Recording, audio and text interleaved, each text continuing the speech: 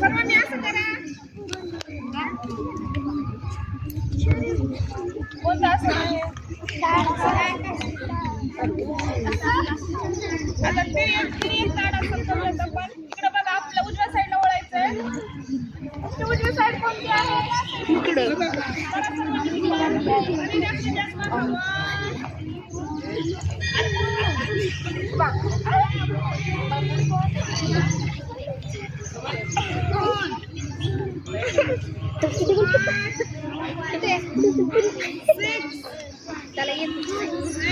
तमसोमा ज्योतिर्गमय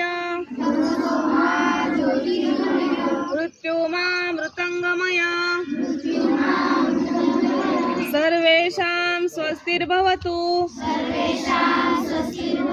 सर्वेषां पूर्णं भवतु